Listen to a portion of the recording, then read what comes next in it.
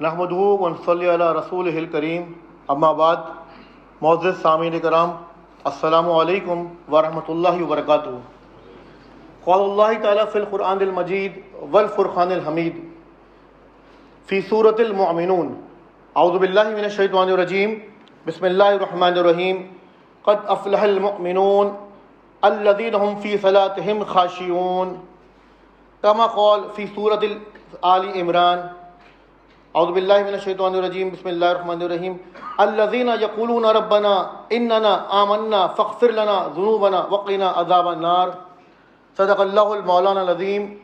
رب اشرح لی صدری ویسر لی امری واحلل عقدۃ من لسانی یفقہوا قولی۔ اللہم صلی علی محمد وعلی آل محمد کما صلیت علی ابراہیم وعلی آل ابراہیم انک حمید مجید۔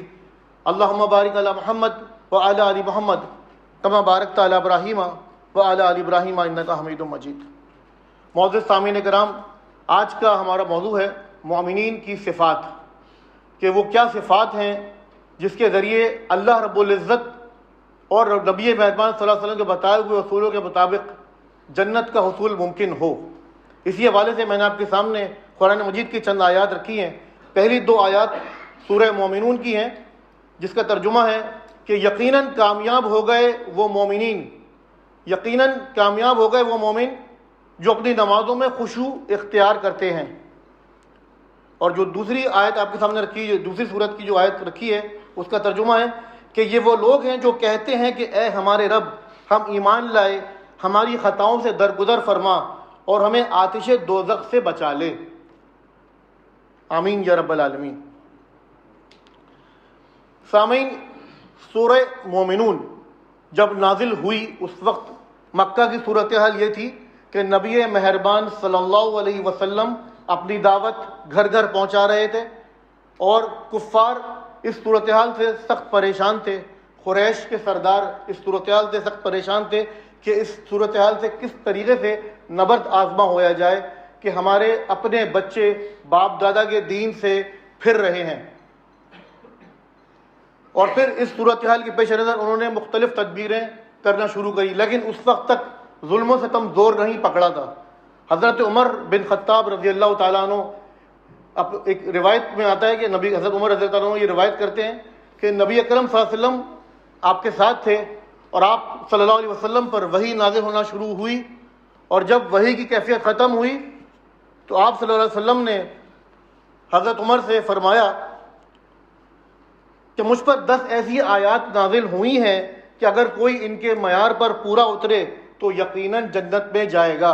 اور پھر آپ صلی اللہ علیہ وسلم نے یہ 10 آیات، یعنی کہ قد افلح المؤمنون سے جو شروع ہوتی ہے اور جنت کی وراثت کے بارے میں اللہ تعالیٰ نے فرمایا 10 آیات، ان آیتوں میں اللہ تعالیٰ نے جو ہے یہ بتایا کہ مومنین کامیاب ہو گئے جو یہ کام کرتے ہیں۔ اور پھر آخر میں کیا فرمایا 10ویں آیت میں کہ یہی لوگ وہ وارث ہیں جو میراث میں فردوس پائیں گے اور اس میں ہمیشہ رہیں گے۔ تو سامعین، آئیے دیکھتے ہیں کہ یہ وہ کیا خصوصیات ہیں قرآن و حدیث کی روشنی میں جس کے ذریعے اس جنت کی وراثت کو حاصل کیا جا سکتا ہے۔ سب سے پہلے جو وصف ہے، جو خصوصیت ہے، وہ ہے خشوع و خضوع۔ جیسے کہ میں نے آپ کے سامنے دوسری آیت رکھی تھی سورہ مومنون کی کہ یہ وہ لوگ ہیں جو اپنی نمازوں میں خشوع اختیار کرتے ہیں۔ خشوع و خضوع کیا ہے؟ خشوع و خضوع کے معنی ہیں کسی کے آگے جھک جانا، عاجزی اختیار کرنا۔ خشوع و خضوع جو ہے وہ باطنی طور پر بھی ہوتا ہے، یعنی کہ آپ کے اندر کی بھی کیفیت ہوتی ہے اور آپ کی ظاہری کیفیت بھی ہوتی ہے۔ نبی مہربان صلی اللہ علیہ وسلم کے سامنے ایک صاحب نماز پڑھ رہے تھے اور نماز میں اپنی داڑھی سے کھیل رہے تھے۔ آپ صلی اللہ علیہ وسلم نے فرمایا کہ اگر اس کے دل میں خشوع ہوتا، اگر اس کے دل میں خشوع ہوتا تو اس کی ظاہری حالت سے بھی عیاں ہوتا۔ اسی لیے جب ہم نماز پڑھیں تو کوشش یہ کرنی چاہیے کہ ہمارا فوکس جو ہے وہ ہماری نماز کی طرف ہو۔ جو آیتیں ہم پڑھ رہے ہیں اس کے تراجم بھی ہمیں یاد ہوں، ترجمے بھی جب یاد ہوں گے تو ہمارا فوکس بھی ہوگا۔ عمومی طور پہ ہوتا یہ ہے کہ یہ ہر کسی کے ساتھ ہوتا ہے کہ جب ہم چوتھی رکعت پہ پہنچتے ہیں تو شیطان کا ایک خاص چیلا ہے جس کا نام اخنس ہے، اس کا کام یہ ہے کہ انسان کے دل میں یہ شک ڈالے کہ تیسری پڑھی ہے چوتھی پڑھی ہے۔ اس حوالے سے ایک چھوٹا سا واقعہ بھی ہے کہ ایک امام صاحب نماز پڑھا رہے تھے اور انہوں نے جو ہے وہ عشاء کی نماز پڑھائی اور نماز ختم ہوئی تو انہوں نے مقتدیوں سے کہا کہ بھائی مجھے تو اب شک ہو رہا ہے، آپ نے 3 پڑھی ہیں 4 پڑھی ہیں۔ اب مقتدی بھی کچھ ہماری طرح کے تھے, انہوں نے کہا بھائی امام صاحب ہمیں بھی نہیں پتہ 3 پڑھی ہیں 4 پڑھی ہیں, مگر ایک صاحب جو ہے وہ بہت وثوق سے کہتے ہیں کہ بھائی امام صاحب آپ نے 3 پڑھی ہیں, ہمیں دوبارہ جو ہے پڑھنی پڑے گی. امام صاحب کہتے ہیں بھائی حیرت ہے, آپ دوسرے لوگ تو اس طرح نہیں کہہ رہے اتنے تصدیق کے ساتھ, آپ کیسے کہہ رہے ہیں؟ کہ اصل میں میری 4 دکانیں ہیں, اور جب آپ عشاء کی نماز پڑھاتے ہیں میں دکانیں بند کر کے آتا ہوں, کاروبار بند کر کے, اور ہر رکعت میں 1 دکان کا حساب کرتا ہوں. تو آج جو ہے میں نے 3 دکانوں کا حساب کیا, تو اس حساب سے آپ نے 3 رکعتیں پڑھائی ہیں, 4 نہیں پڑھائیں. تو اللہ معاف فرمائے ہمیں ایسی صورتحال سے, مطلب یہ ایک عام بات ہے, لیکن اس کا حل یہ ہے کہ چونکہ اللہ تعالیٰ نے انسان کی تخلیق اس طرح کری ہے, انسان کا جو دماغ ہے, جو برین ہے, وہ ملٹی ٹاسکنگ ڈیوائس ہے. ملٹی ٹاسکنگ ڈیوائس یعنی کہ ایک ساتھ وہ کئی کام کر رہا ہوتا ہے. ہم اگر کوئی کمپیوٹر پہ کام کر رہے ہوتے ہیں تو کچھ اور بھی ہمارے ذہن میں سوچیں چل رہی ہوتی ہیں, میسیجز بھی آ رہے ہوتے ہیں, گھر سے میسیج آ رہے ہیں, ادھر ادھر سے میسیج آ رہے ہیں. اسی طریقے سے اگر ہم نوٹ کریں, ہم کسی کو راستہ سمجھا رہے ہوں فون کے اوپر, تو ہم موبائل فون پر جب بات کر رہے ہوتے ہیں تو ہم اس کو کہتے ہیں بھائی دائیں مڑنا, پھر رائٹ لینا, پھر سیدھا چلے جانا, پھر پیچھے کی طرف دیکھنا, کچھ نظر آ رہا ہوگا. تو یہ جو ہماری ہینڈس کی موومنٹ ہے, جو ہمارے ہاتھوں کی موومنٹ ہے, وہ جو فون پر بات کر رہا ہے اس کو تو نظر نہیں آ رہی, ہم ویڈیو کال تو نہیں کر رہے, لیکن ہمارے ہاتھ خود بخود چل رہے ہوتے ہیں. تو یہ جو ہمارا دماغ ہے یہ ایک ملٹی ٹاسکنگ ڈیوائس ہے جو مختلف اعضاء کو جو ہے وہ میسیجنگ کر رہا ہوتا ہے. تو اس لیے ضرورت اس بات کی ہے کہ ایک طریقہ یہ ہے کہ اگر جن صورتوں کو ہم پڑھتے ہیں نمازوں میں, اگر اس کو ترجمے سے یاد کر لیں, تو جب ہم نمازوں میں وہ صورتیں پڑھ رہے ہیں اور اس کے ترجمے کو ریکال کرتے رہیں, تو انشاءاللہ ہمارا فوکس جو ہے وہ نمازوں کی طرف زیادہ اچھے طریقے سے ہوگا. اس کے بعد جو دوسری صفت آتی ہے وہ ہے لغویات سے دور رہتے ہیں. یہ کون لوگ ہیں جو یقیناً جو ہے وہ فلاح پا چکے ہیں؟ وہ کون لوگ ہیں؟ پہلے نمازوں میں خشوع اختیار کرتے ہیں, پھر دوسری کوالٹی کیا ہے, لغویات سے دور رہتے ہیں. دیکھیں اسی لیے جو ہے یہ بات آئی ہے یقیناً کا مطلب ہے کہ دیر از نو ڈاؤٹ. قرآن میں تو ویسی کوئی ڈاؤٹ نہیں ہے, لیکن جب قرآن ایک بات انڈورس کر رہا ہے کہ یقیناً یہ کامیاب ہو گئے, تو اس کا مطلب ہے کہ یہ جو ہے نا بڑی سیریس نوعیت کی صفات ہیں جن کو سمجھنا بہت ضروری ہے. تو دوسری جو ہے لغویات سے دور رہتے ہیں. سورہ فرقان ایک بڑی مشہور سورت ہے جس میں اللہ رب العزت نے انہی اپنے بندوں کو جو ہے وہ عباد الرحمن سے تعبیر کیا ہے. اس کی آیت نمبر 42 میں اللہ تعالیٰ اسی سے متعلق ایک بات کہتا ہے کہ یعنی جب کسی ایسی جگہ سے ان کا گزر ہوتا ہے, یعنی کہ عباد الرحمن کا, جہاں لغو باتیں ہو رہی ہوں تو یا لغو کام ہو رہے ہوں, تو وہاں سے مہذب طریقے سے گزر جاتے ہیں. وہاں پر بیٹھ نہیں جاتے, وہاں پر انوالو نہیں ہوتے, بلکہ مہذب طریقے سے گزر جاتے ہیں. ہم سب جانتے ہیں کہ یہ دنیا بھی ایک امتحان گاہ ہے ہمارے پاس, اور لغویات سے بچنا, لغویات کی جو ٹرمنالوجی ہے وہ ہر دور میں ایک جیسی ہی رہی ہے, لیکن آج کے دور میں, جدید دور میں, یہ بہت زیادہ جو ہے وہ ایڈوانس ہو گئی ہے, بہت زیادہ اس نے اپنی شکل جو ہے وہ تبدیل کر لی ہے. پہلے کے دور میں مختلف صورتیں ہوا کرتی تھیں, بھائی کرکٹ میچ چل رہا ہے, نماز قضا ہو گئی, آپ جو ہے وہ دوستوں کے ساتھ گلی کے کونے میں بیٹھے ہوئے ہیں, فضول گفتگو چل رہی ہے, بے معنی گفتگو چل رہی ہے, ایک دوسروں کی غیبتیں ہو رہی ہیں, بہتان ترازی ہو رہی ہے, مختلف باتیں ہو رہی ہیں, نمازیں قضا ہو رہی ہیں, اور گناہ ہی گناہ سمیٹے جا رہے ہیں. لیکن آج کی جو ہے وہ جدیدیت کیا ہے؟ موبائل فون ہمارے پاس موجود ہے. وقت ضائع کرنے کا سب سے بہترین جو ہے وہ ذریعہ ہے موبائل سرفنگ. آپ جو ہے انٹرنیٹ سرفنگ کرتے رہیں, فیس بک پہ جو ہے وہ پوسٹیں دیکھتے رہیں, کس نے کیا پوسٹ کیا ہے, اور وہ کلپس, شارٹ ویڈیوز 2 منٹ کی دیکھتے رہیں, وقت گزرتا رہے گا. قریش مکہ نے بھی اس طرح کا ایک حل نکالا تھا آپ صلی اللہ علیہ وسلم کی دعوت سے نبرداتمہ ہونے کے لیے. ایک شخص تھا نضر بن حارث, جو دور دراز علاقوں سے گیا اور لونڈیاں خرید کر لایا, اور وہ لونڈیاں مختلف مقامات پر لوگوں کو قصے کہانیاں سنایا کرتی تھیں, دل لبھانے والے جو ہے وہ گانے اور قصے سنایا کرتی تھیں, تاکہ لوگ جو ہے وہ ان قصے کہانیوں میں محو ہو جائیں اور آپ صلی اللہ علیہ وسلم کی دعوت پر فوکس نہ کر سکیں. آج کا نضر بن حارث یہ اینڈرائڈ فون ہے, آج کا نضر بن حارث ہمارا میڈیا ہے. لیکن اس کا مطلب یہ نہیں کہ ہم اس سے روگردانی اختیار کر لیں کہ بھائی نہیں بھائی میڈیا تو مجھے تو جانا ہی نہیں ہے. اس کا آلٹرنیٹ ہمیں تلاش کرنا ہے. میڈیا ہی میں ہمیں اپنے طریقے سے ایسے چینلز بنانے ہیں, ایسی ویڈیوز بنانی ہیں جو لوگوں کو اللہ کے دین سے قریب کریں. کانٹینٹ تلاش کرنا ہے ہم کو. آج کے دور میں ہم ٹرم سنتے ہیں نا بھائی یوٹیوبر سے کہ کانٹینٹ نہیں مل رہا, کانٹینٹ ایسا ہو جائے, کانٹینٹ ویسا ہو جائے.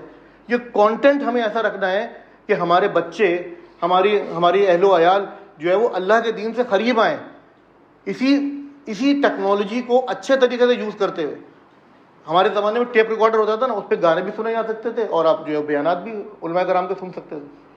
وی سی آر ہوتا تھا, وی سی آر پہ بہت ساری چیزیں ہو سکتی تھیں. زیادہ تر لوگ فلمیں دیکھتے تھے, بہت ساری چیزیں اچھے طریقے سے بھی اس میں استعمال کی جا سکتی تھیں, اچھی ویڈیوز بھی دیکھی جا سکتی تھیں. اسی طریقے سے یہ میڈیا جس کو پازیٹیو طریقے سے ان لغویات کو جو ہے وہ نیکی میں تبدیل کیا جا سکتا ہے معروف طریقے سے. تو اور اس کے علاوہ ایک اور مثال ہمارے سامنے لغویات کی, کہ ہم اس دنیا میں ایک خاص وقت کے لیے آئے ہیں. ہماری امت, نبی کریم صلی اللہ علیہ وسلم کی امت کی جو ہے وہ عمر ہے 60, 70, 80 سال. اور ہم سب جانتے ہیں کہ جب ہم کسی ایگزامینیشن ہال میں بیٹھے ہوئے ہوں, بچے بھی جو نوجوان بھی ہیں یہاں پہ ماشاء اللہ سب نے ایگزامس دیے ہوں گے, اگر ایگزامس کی ڈیوریشن 2 گھنٹے یا 3 گھنٹے ہے, اور اگر اس پہ میں فضول وقت ضائع کروں, ادھر ادھر دیکھتا رہوں, چھت کو دیکھتا رہوں, ٹائم ضائع کروں, امتحان پیپر سالو ہی نہیں کروں, تو وقت تو گزر جائے گا, وقت گزر جائے گا, اور پھر جو ہے وہ میں امتحان میں فیل ہو جاؤں گا. اسی طریقے سے اس دنیا میں ہم سب کو ایک خاص وقت کے لیے بھیجا گیا ہے, اور یہ دنیا ایک امتحان گاہ ہے. سمجھ لیں کہ ہم پیپر سالو کر رہے ہیں, ہم پیپر سالو کر رہے ہیں اپنی زندگی کا, اور ہر سال گزرتا جا رہا ہے اور ہم اپنی موت سے قریب ہوتے جا رہے ہیں. تو ضرورت اس بات کی ہے کہ ہم اس فلسفے کو سمجھیں اور اپنے وقت کو پروڈکٹیو بنائیں. اللہ رب العزت کے کرم سے امت مسلمہ اس دور کی وہ بہترین امت ہے جس کے پاس سب سے بڑا نوجوان طبقہ ہے. کسی اور ریلیجن کے پاس, کسی اور مذہب کے ماننے والوں کے پاس سب سے زیادہ نوجوان نہیں پائے جاتے ہیں. یہ صرف الحمدللہ مسلم ممالک ہیں, امت مسلمہ ہیں جن کے پاس سب سے زیادہ نوجوان پائے جاتے ہیں. ان نوجوانوں کو ہمیں پروڈکٹیو کیسے بنانا ہے, ان نوجوانوں کو ہمیں امت کا سرمایہ کیسے بنانا ہے, وہ اس طرح بنانا ہے کہ ہم ان کو جدید علوم حاصل کرنے میں ابھاریں, ان کو جو ہے وہ قرآن و سنت کا بہترین نافع علم جو ہے وہ ان کو ٹرانسفر کریں, تبھی وہ اس امت کے کام آ سکتے ہیں. ہم دیکھتے ہیں نا کسی بھی موومنٹ کے جو سرمایہ ہوتے ہیں وہ نوجوان ہوتے ہیں. نبی مہربان صلی اللہ علیہ وسلم کا سرمایہ کون لوگ تھے؟ آپ صلی اللہ علیہ وسلم کے جو فارورڈ جو بلاک تھا, جو لوگ تھے آپ کے ساتھ, وہ کون لوگ تھے؟ وہ نوجوان تھے. وہ نوجوان تھے جو آپ صلی اللہ علیہ وسلم کی دعوت پر ایمان لائے تھے اور پھر جم گئے تھے اس کے اوپر. تو یہ جو ہے وہ لغویات کے حوالے سے بات تھی. تیسری چیز مومنین کی ایک اور صفت کہ زکوٰۃ کے طریقے پر عامل ہوتے ہیں. اب یہاں پر ایک چیز سمجھنے کی ضرورت ہے کہ دینا اور عامل ہونا دونوں باتوں میں فرق ہے. جہاں حکم آتا ہے یؤتون الزکوٰۃ, یؤتون الزکوٰۃ یعنی کہ زکوٰۃ دینی ہے, لیکن یہاں پر کیا فرمایا گیا کہ للزکوٰۃ فاعلون, اس سے مراد ہے تزکیہ نفس, تزکیہ مال, تزکیہ اخلاق. اس میں پوری ڈیفینیشن آتی ہے تزکیے کی. تزکیے کو ہم انگلش میں کہتے ہیں پیوریفیکیشن, پیوریفیکیشن. تزکیہ نفس کو کہتے ہیں پیوریفیکیشن آف سیلف. اسی طرح purification of ethics, purification of wealth. اس سارے مطلب صرف زکوٰۃ کا مطلب اس جہاں پر جو اس آیت میں جو آیا وہ صرف جو ہے وہ پیوریفیکیشن آف مال نہیں ہے, ویلتھ نہیں ہے, بلکہ پورے کے پورے جو ہے وہ شعبے ہیں جن کو ہمیں پیوریفائی کرنا ہے, جن کو ہمیں جو ہے وہ جن کا تزکیہ کرنا ہے, جن کو جو ہے وہ جس کا جو ہے وہ احتساب کرنا ہے اور اس کو کریکٹ وے پر لے کے آنا ہے. اسی لیے تو نبی اللہ تعالیٰ رب العزت نے جو ہے وہ فرمایا نا سورہ علق کے اندر کہ قد افلح من تزکیٰ وذکر اسم ربہ فصلی, کہ فلاح پا گیا وہ شخص, کامیاب ہو گیا وہ شخص جس نے پاکیزگی اختیار کری اور اپنے رب کا نام یاد کر کے نماز پڑھی, اپنے رب کا نام یاد کر کے نماز پڑھی. اسی طرح کا ایک اور حکم اللہ رب العزت نے بنی اسرائیل کو بھی دیا تھا کہ اقیم الصلاۃ للذکر, کہ میری یاد پہ نماز قائم کرو. ٹھیک ہے نا. تو نماز جو ہے وہ بہت زیادہ سبجیکٹڈ ہے ہمارے ہر پاکی کے کام سے. اسی لیے اللہ تعالیٰ کہہ رہا ہے کہ وہ کامیاب ہو گیا وہ شخص جس نے پاکیزگی اختیار کری اور اپنے رب کا نام یاد کر کے نماز پڑھی. سورہ شمس میں اللہ رب العزت فرماتا ہے کہ قد افلح من زکاہا وقد خاب من دساہا, کہ بامراد ہوا وہ شخص جس نے اپنے نفس کا تزکیہ کیا, جس نے اپنی سیلف کو پیوریفائی کیا, اور نامراد ہوا وہ شخص جس نے اس کو دبا دیا. اس کے بعد جو ہے وہ ایک اور صفت جو ہے وہ کیا ہے, اپنی شرمگاہوں کی حفاظت کرتے ہیں سوائے اپنی بیویوں کے اور لونڈیوں کے. یہ اس پہ ڈیٹیل سے بتایا گیا ہے. لونڈیوں کا تو اب دور نہیں ہے تو ہم فوکس کریں گے شرمگاہوں کی حفاظت. نبی مہربان صلی اللہ علیہ وسلم 2 چیزوں کی ضمانت دے رہے ہیں. نبی مہربان صلی اللہ علیہ وسلم 2 چیزوں کی ضمانت دے رہے ہیں کہ جو شخص مجھے 2 چیزوں کی ضمانت دے میں اسے جنت کی ضمانت دوں گا. ایک چیز جو جبڑوں کے درمیان ہے یعنی کہ زبان, اور دوسری چیز جو ٹانگوں کے درمیان ہے یعنی کہ شرمگاہ. تو نبی مہربان صلی اللہ علیہ وسلم جو ہے وہ اتنی بڑی ضمانت دے رہے ہیں کہ جو شخص ان 2 چیزوں کو قابو کر لے تو جنت کی گارنٹی ہے انشاءاللہ اللہ کے نبی صلی اللہ علیہ وسلم کی طرف سے. اب اس کے حوالے سے کیا کوشش, جیسے ہم نے تھوڑی کچھ دیر پہلے سنا کہ معاشرت کی برائیوں سے بچنا, لغویات سے بچنا، پاکی اختیار کرنا. جب ہم 5 وقت نماز پڑھیں گے تو ہمیں پاک رہنا ضروری ہے. پاکی کی اختیار کے بغیر ہم نماز ادا نہیں کر سکتے. اور پھر اچھی صحبت کو اختیار کرنا. ساتھیوں نے کہ ہمارا جو دین ہے وہ انفرادی حیثیت میں کچھ بھی نہیں ہے. اصل چیز ہے اجتماعیت. ہماری دین میں اجتماعیت کو بہت زیادہ پرائورٹی دی گئی ہے، بہت زیادہ جو ہے وہ ابھارا گیا ہے اجتماعیت اختیار کرنے پہ. نبی مہربان صلی اللہ علیہ وسلم فرماتے ہیں کہ اچھی اور بری صحبت کی مثال ایسی ہے کہ اگر آپ کسی عطر بیچنے والے کے ساتھ بیٹھیں گے تو آپ کے کپڑوں سے خوشبو آئے گی. اگر آپ کسی بھٹی جوکنے والے یا لوہار کے ساتھ بیٹھیں گے تو آپ کے کپڑوں پہ کالک ملے گی. یہ بری صحبت کی مثال ہے. اور اکیلے انسان، تنہا انسان اور اجتماعی انسانوں کی مثال کیسے دی آپ صلی اللہ علیہ وسلم نے؟ حدیث کا مفہوم ہے کہ تنہا انسان کی مثال ایسی ہے جیسے بھیڑ اپنے غلے سے الگ ہو جائے تو بھیڑیا اس پر بڑی آسانی سے حملہ آور ہو جاتا ہے. لیکن اگر وہی انسان اجتماعی لوگوں میں ہو، اچھے لوگوں میں ہو، تو پھر شیطان اس پر حملہ آور نہیں ہو پاتا. اسی طریقے سے اگر وہ بھیڑ غلے میں ہو تو بھیڑیا اس پر حملہ آور نہیں ہوتا. اس لیے تنہا انسان شیطان کا سب سے آسان شکار ہے. Empty mind is devil's factory. خالی دماغ شیطان کا کارخانہ ہے. اسی لیے ہمیں یہ ہدایت دی گئی ہے کہ اجتماعیت اختیار کریں، نظم کے اندر آئیں، اچھے لوگوں کی صحبت اختیار کریں. اللہ کے دین کو بڑھانے کے لیے، اللہ کے دین کو آگے کرنے کے لیے جو ہے وہ کوششیں کریں. کل ہی میں ایک چھوٹا سا ویڈیو کلپ دیکھ رہا تھا. ہالینڈ کا ایک پارلیمنٹ کا ممبر تھا اور فریڈم پارٹی میں تھا وہ، اور مسلمانوں کے بہت خلاف تھا. وہ مسلمانوں کی شدید مخالفت کرتا تھا اور اسلام کے خلاف اس نے کتاب لکھنے کی ٹھانی. اب ظاہر سی بات ہے جب آپ کوئی کتاب لکھتے ہیں تو ظاہر سی بات ہے جس کے خلاف لکھے ہیں، جس کے بارے میں لکھے ہیں، آپ کو معلومات تو کرنی پڑے گی. تو جب اس نے اسلام کے بارے میں پڑھنا شروع کیا تو وہ مسلمان ہو گیا. اس کا ایک یوٹیوب پر 20 منٹ کا انٹرویو بھی ہے. اس کا نام ہے جورم وین کلیورن، ایمسٹرڈم کا ہے، ہالینڈ کا. اور اس سے جب یہ پوچھا گیا کہ تمہیں کون سی چیز نے جو ہے وہ اسلام کی طرف بہت زیادہ مائل کیا، اس نے کہا جب میں نے اسلام کے بارے میں پڑھنا شروع کیا تو مجھے ہندا کے کیریکٹر نے بہت انسپائر کیا کہ جب اس نے حضرت حمزہ رضی اللہ تعالیٰ عنہ کو شہید کرنے کے لیے، جو آپ صلی اللہ علیہ وسلم کے بڑے بلفڈ جو ہے وہ، مطلب اس واقعے کو اس شخص نے بہت زیادہ انسپائر کیا. اس شخص کو ایمسٹرڈم پہ جو شخص رہتا ہے فریڈم پارٹی کا، اس کو اس واقعے نے بہت انسپائر کیا کہ ہندا نے کس طریقے سے وحشی کے صاحب کے ذریعے جو ہے وہ حضرت حمزہ رضی اللہ تعالیٰ عنہ کو قتل کروایا، ان کا مسئلہ کیا گیا، ان کی لاش کی بے حرمتی کی گئی.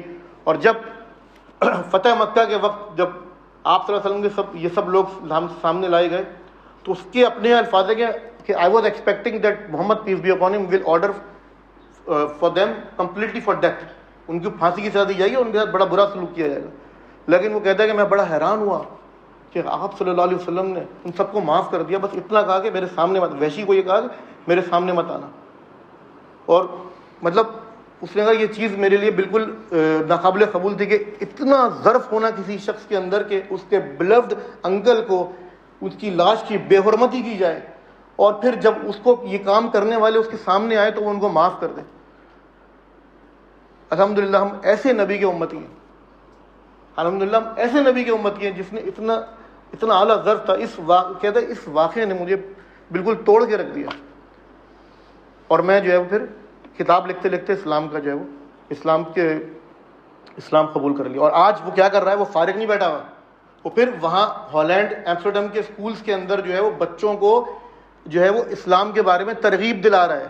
بچوں کو اسلام کی اس نے ایک آرگنائزیشن بنائی ہے اسلامک فریڈم پارٹی کے نام سے اس طرح کی، اور وہ وہاں کے بچوں کو جو ہے ینگسٹرز کو اسلام کی طرف راغب کرنے کے لیے تبلیغ کر رہا ہے. تو یہ ہے وہ مسلمان جو پیدائشی مسلمان نہیں تھے. الحمدللہ ہم تو پیدائشی مسلمان ہیں، ہم تو باپ دادا کی نسل سے مسلمان ہیں الحمدللہ. تو ہم پر تو یہ زیادہ فرض بنتا ہے کہ ہم اجتماعیت اختیار کریں اور اللہ کے دین کو جو ہے وہ تھامیں، اللہ کے دین کو آگے بڑھائیں. تو یہ ایک شرمگاہ کے حوالے سے بات تھی. پھر ایک اور صفت ان مومنوں کے اندر جو پائی جاتی ہے وہ ہے امانتوں اور اپنے عہد و پیمان کا پاس رکھتے ہیں. آپ صلی اللہ علیہ وسلم صادق اور امین تھے، ہم سب جانتے ہیں نا. بچپن سے ہم اپنے اسلامیات کی کتاب میں اور کورسز کے اندر پڑھا ہے اور مختلف دروس کے اندر ہم سنتے ہیں کہ آپ صلی اللہ علیہ وسلم کی شہرت مکے میں صادق اور امین کے نام سے تھی. لوگ آپ کو سچا جانتے تھے، امین جانتے تھے. اس لیے کہ تو جب نبی کریم صلی اللہ علیہ وسلم نے اپنے قبیلے والوں کو آواز دی یا صبا یا صحابہ ایک صبح، اور آپ کے قبیلے والے اس آواز پر جمع ہو گئے. تو آپ صلی اللہ علیہ وسلم نے کیا فرمایا کہ اگر میں کہوں کہ اس پہاڑ کے پیچھے ایک دشمن ہے اور وہ تم پر حملہ آور ہونے والا ہے تو تم میری بات پر یقین کرو گے؟ تو ان کے خاندان والوں نے کیا جواب دیا؟ اہل مکہ نے کیا جواب دیا کہ اے محمد صلی اللہ علیہ وسلم، آپ امین ہیں، آپ صادق ہیں، آپ سچے ہیں، ہم آپ کی بات کا یقین کریں گے.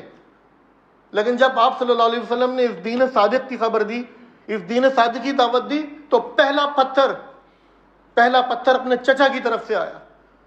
سامعین کرام، یہی وہ دین ہے کہ جب ہم اس کی دعوت جس دور میں لے کے اٹھیں گے، لوگ ہمارے خلاف ہو جائیں گے. وہ کہیں گے یہ ہمارے باپ دادا کی طریقوں سے پھر گیا ہے، یہ ہمارے مسلک سے الگ ہو گیا ہے. لیکن ہمیں یہ بتانا پڑے گا کہ ہمارا مسلک صرف قرآن اور سنت ہے. اور اسی لیے ہم دیکھتے ہیں کہ نبی مہربان صلی اللہ علیہ وسلم جب حضرت خدیجہ رضی اللہ تعالی عنہ کا تجارتی مال لے کر جاتے ہیں، اور جب ان کا غلام حضرت خدیجہ غلام جب واپس آتا ہے تو بتاتا ہے کہ یہ تو ایک یونیک شخصیت کے مالک ہیں. انہوں نے سارا مال جو بھی بیچا وہ انتہائی سچائی کے ساتھ بیچا. اور جب نبی مہربان صلی اللہ علیہ وسلم ہجرت کے لیے نکلتے ہیں تو اپنی امانتیں جن کی امانت تھی ان کی امانتیں ان کے سپرد کروا کے جاتے ہیں. یہ تھے ہمارے نبی صلی اللہ علیہ وسلم، اور ہم ان کے امتی ہیں. تو ہمارا زیادہ یہ فرض بنتا ہے کہ ہم بھی سچے بنیں اور امانت دار بنیں، اور امانتوں کے پاس رکھنے والے بنیں، عہد کا پاس رکھنے والے بنیں، کمیٹڈ ہوں اپنی بات سے، اپنے قول و فعل سے. اسی لیے تو اللہ تعالیٰ کہتا ہے یا ایھا الذین آمنوا لما تقولون ما لا تفعلون، اے ایمان والوں وہ بات کہتے کیوں جو کرتے نہیں ہو. یہ اللہ تعالیٰ ہم سے کہہ رہا ہے، ایمان والوں سے کہہ رہا ہے یہ. اور ہم کس کے امتی ہیں؟ محمد صلی اللہ علیہ وسلم کے، کہ ہم جو بات کہیں اس پہ جم جائیں، اس پہ کمٹمنٹ پوری کریں. اسی لیے نبی مہربان صلی اللہ علیہ وسلم نے فرمایا کہ جو امانت کی صفت نہیں رکھتا وہ ایمان نہیں رکھتا، اور جو عہد کا پاس نہیں رکھتا وہ دین نہیں رکھتا. اور آپ صلی اللہ علیہ وسلم نے منافق کی 4 نشانیاں بتائیں کہ جب اس کے پاس امانت رکھائی جائے تو وہ خیانت کرے، جب بولے تو جھوٹ بولے، اور جب عہد کرے تو توڑ دے، اور جب جھگڑا کرے تو بد اخلاقی پر اتر آئے، گالم گلوچ پر اتر آئے. آپ صلی اللہ علیہ وسلم نے منافق کی 4 نشانیاں بتائی ہیں، اور جس میں یہ ایک پائی جائے وہ نفاق کی نشانی ہے. اللہ تعالیٰ ہم سب کو ان نشانیوں سے محفوظ فرمائے. اللہ تعالیٰ ہمیں سچا بنائے، اللہ ہمیں اپنے عہد کا پاس رکھنے والا بنائے. اور پھر آخری صفت جو ان 10 آیات میں بیان ہوئی ہے سورہ مومنون کی، کہ وہ اپنی نمازوں کی حفاظت کرتے ہیں. وہ ایک شروع میں کیا فرمایا کہ وہ اپنے نمازوں میں خشوع و خضوع اختیار کرتے ہیں. پھر فرمایا کہ وہ اپنی نمازوں کی حفاظت کرتے ہیں. حفاظت ہم کس سے سمجھیں گے؟ اوقات نماز، ٹائمنگز آف پریئر ٹائمنگز، آداب نماز، اچھے طریقے سے پڑھنا، پاک صاف ہو کر پڑھنا، خشوع و خضوع کے ساتھ پڑھنا، نظریں میری سجدہ گاہ کی طرف ہوں، ادھر ادھر نظریں نہ بھٹک رہی ہوں. ارکان و اجزائے نماز، کہ ہر نماز کا رکن، نماز کے سارے ایلیمنٹس سکون کے ساتھ آرام سے ادا کرنا. اور یہ سوچنا کہ میں صرف یہ کام اللہ رب العزت کے لیے کر رہا ہوں، کسی کی پرواہ نہ ہو مجھے کہ کون دیکھ رہا ہے، فلانا دیکھ رہا ہے، میں نے جلدی نہ پڑھ لی ہو، میں نے یہ پڑھی یا وہ نہیں پڑھی. صرف میرے ذہن میں یہ ہو کہ یہ کام میں اللہ رب العزت کے لیے کر رہا ہوں. تو اس کو کہتے ہیں نمازوں کی نگہداشت، نمازوں کی حفاظت، جس کے لیے یہ بھی ایک مومنین کی صفت ہے. نمازیں مکمل توجہ اور پریورٹیز کے ساتھ پڑھنا، ترجیحات کے ساتھ پڑھنا. یہ 5 وقت کی نماز ہمیں یہ بات یاد دلاتی ہے کہ جب ہم دنیا کے کاموں میں مشغول ہوں، جب ہم جو ہے وہ خواب و خرگوش کے مزے لے رہے ہوں، تو نہیں، اٹھیں اور اپنے رب کو یاد کریں، اپنے رب کی تسبیح بیان کریں. پھر اللہ تعالیٰ فرماتا ہے جو میں نے آپ کے سامنے شروع میں رکھا تھا 10ویں آیت میں، کہ یہی لوگ وہ وارث ہیں جو میراث میں فردوس پائیں گے اور اس میں ہمیشہ رہیں گے. میں نے آپ کے سامنے سورہ آل عمران کی بھی ایک آیت تلاوت کری تھی، جس میں بھی اسی طرح کے لوگوں کی بات کی گئی ہے کہ جو اللہ تعالیٰ کے حضور ایمان لاتے ہیں اور اللہ سے دعا کرتے ہیں کہ یا اللہ ہماری خطاؤں سے درگزر فرما دے. خطائیں ان سے بھی ہوتی ہیں، خطائیں ہر کسی سے ہوتی ہیں. انسان خطا کا پتلا ہے، غلطیاں ہوں گی، شیطان ہمارے ساتھ ہر وقت لگا ہوا ہے. لیکن بہترین انسان وہ ہے، کامیاب انسان وہ ہے جو اپنا احتساب کرے اور یاد کر کے مجھ سے کیا غلطی ہوئی ہے، پھر اللہ کے حضور گڑ گڑائے، اللہ سے معافی مانگے. اور پھر وہ کیا کرتے ہیں، وہ اب اللہ سے یہ بھی دعا کرتے ہیں کہ ہمیں جہنم کے عذاب سے بچا لے، اللہم اجرنا من النار، آمین. اور پھر اللہ تعالیٰ انہی آیات میں آگے بتاتا ہے دوبارہ سے کہ یہ لوگ کون ہیں، یہ کون لوگ ہیں، یہ لوگ صبر کرنے والے ہیں، یہ صبر کرتے ہیں، کوئی مسئلہ آ جائے، کوئی آفت آ جائے، فاسفورس بومبنگ ہو رہی ہو، عمارتیں ٹوٹ جائیں، بچے شہید ہو رہے ہیں، مائیں شہید ہو رہی ہیں، بہنیں شہید ہو رہی ہیں، لیکن صبر کر رہے ہیں. یا اللہ ہم تجھ پر صبر کرتے ہیں، یا اللہ ہم تیری ذات پر صبر کرتے ہیں اور برداشت کر رہے ہیں. 100 دن مزاحمت کے ہو چکے ہیں، کوئی پوچھنے والا نہیں ہے، لیکن اللہ توکل کر کے اور اس کے رسول صلی اللہ علیہ وسلم کی سنتوں پہ عمل کر کے جمع ہوئے ہیں الحمدللہ. یہ ہیں وہ لوگ جو صبر کرتے ہیں اور راست باز ہیں، سچے ہیں، کمیٹڈ ہیں، جھوٹ نہیں بولتے، مس کمٹمنٹ نہیں کرتے، دروغ گوئی نہیں کرتے، بہتان نہیں تراشتے، اور فرما بردار ہیں، اوبیڈینٹ ہیں اپنے ماں باپ کے، عورتیں اپنی شوہروں کے، بچے اپنے والدین کے. اور پھر فیاض ہیں، اللہ کی راہ میں خرچ کرنے والے ہیں. جب بھی دین پر کڑا وقت آئے، جب بھی پکار ہو کہ کون ہے اللہ کے راستے میں مددگار، من انصاری اللہ کی آواز لگاتا ہے کہ ہم ہیں اللہ کے راستے میں مددگار، ہم دیں گے اللہ کے راستے میں اپنی جان، اپنا مال، اپنی صلاحیتیں. اور پھر اس کے بعد رات کی آخری گھڑیوں میں اللہ سے مغفرت کی دعائیں مانگا کرتے ہیں. رات کی آخری گھڑیوں میں جب دنیا خواب و خرگوش کے مزے لے رہی ہوتی ہے، جب دنیا جو ہے وہ بہترین نیند کے فیز میں ہوتی ہے، اس وقت یہ اللہ کے برگزیدہ بندے، اللہ کے چنیدہ بندے اٹھتے ہیں، نمازیں پڑھتے ہیں، سجدہ ریز ہو کر اپنے لیے اور اس امت کے لیے دعائیں مانگتے ہیں. یہ ہیں وہ لوگ جو اللہ کی جنت کے حقدار ہیں. یہ ہیں وہ لوگ جن کی کامیابی کی انڈورسمنٹ اللہ رب العزت نے سورہ مومنون کی پہلی آیت میں کری ہے.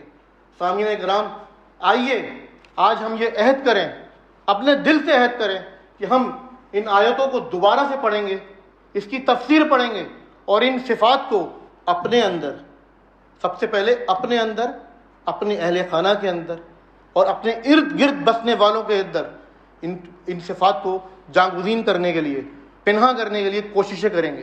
یہ کوشش اکیلے نہیں ہو سکتی، یہ کوشش اجتماعی طور پر ہوگی. اپنے اپنے محلوں میں، اپنے اپنی گلیوں میں چھوٹے چھوٹے گروپس بنائیں، چھوٹی چھوٹی نشستیں کریں، قرآن کو تفسیر سے پڑھنے کی کوشش کریں. الحمدللہ حلقہ متفقین یہاں موجود ہے. سنڈے کے دن محمود صاحب کے گھر پہ ٹریننگ سیشن ہوتا ہے جہاں ہمارے سب لوگ اکٹھے ہوتے ہیں. وہاں آئیے اگر آپ کے پاس وقت ہے، اور ہو سکتا ہے کہ اللہ تعالیٰ نے آپ کے اندر بولنے کی بہترین صفت رکھی ہو. آئیے ہم سے اپنا بہترین ایکسپیرینس شیئر کریے.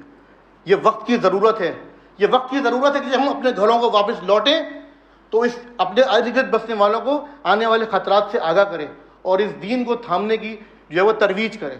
اللہ رب العزت سے دعا ہے کہ اللہ تعالیٰ ہمیں ان صفات کو سمجھنے کی اور اپنے اندر راسخ کرنے کی توفیق عطا فرمائے. آج کے حوالے سے آپ کا کوئی فیڈ بیک ہو تو please feel free to contact me, مجھے پلیز بتائیے گا. اللہ تعالیٰ ہم سب کو ان باتوں پہ عمل کرنے کی توفیق عطا فرمائے. وآخر دعوانا ان الحمدللہ رب العالمین.